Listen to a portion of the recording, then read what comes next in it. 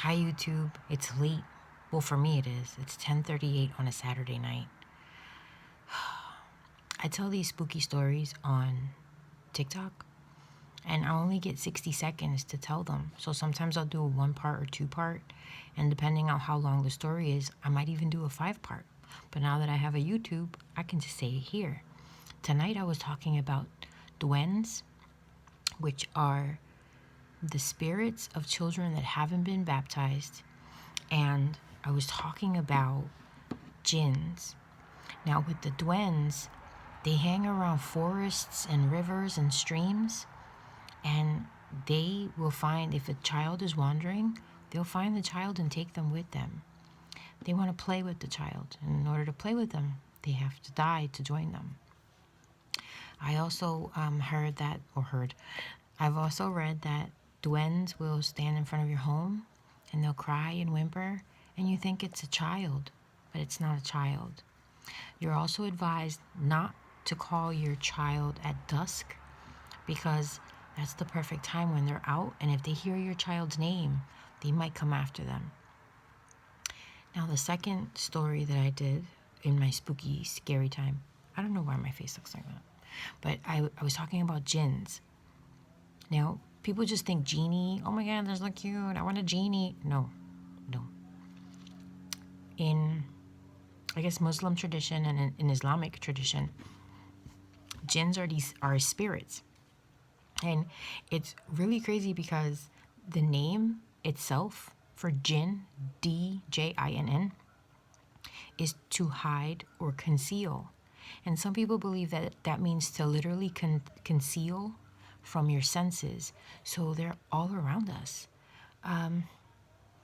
Now, Jinn can be for one or for many.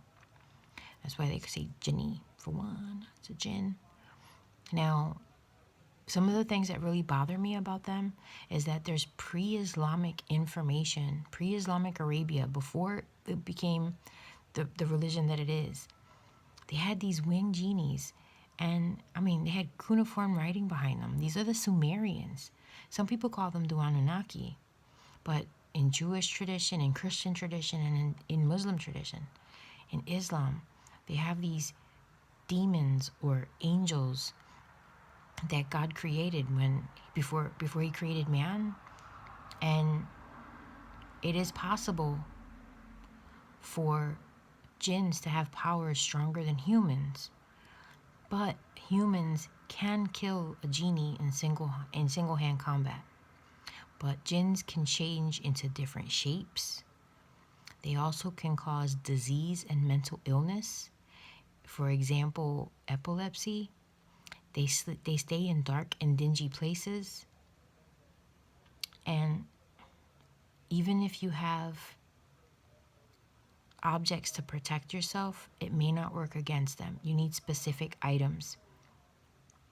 Now, there's pictures that, of course, because I don't know how to YouTube yet, of Imam Ali conquering a jinn in 1568. Like, these are drawings.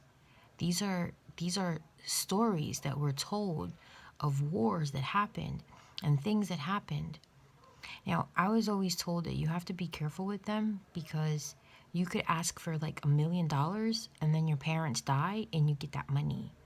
Or you ask to be famous and then something happens and you're famous for something bad, infamous.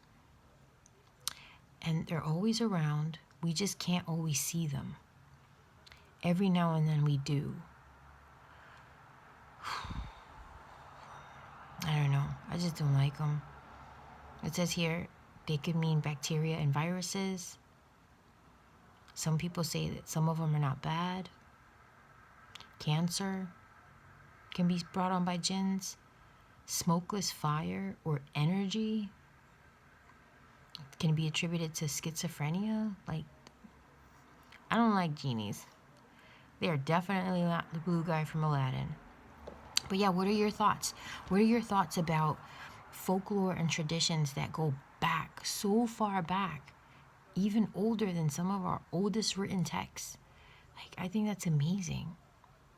So jinns, shaitan, demons, devils, I wish I could go in more, like I want to show pictures, but I'm working on it. I'm going to do that.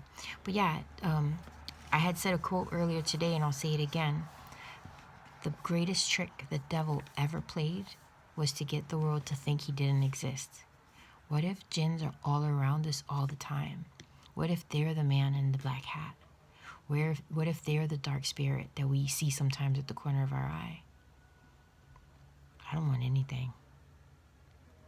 Be nice to me. Be nice. Good night.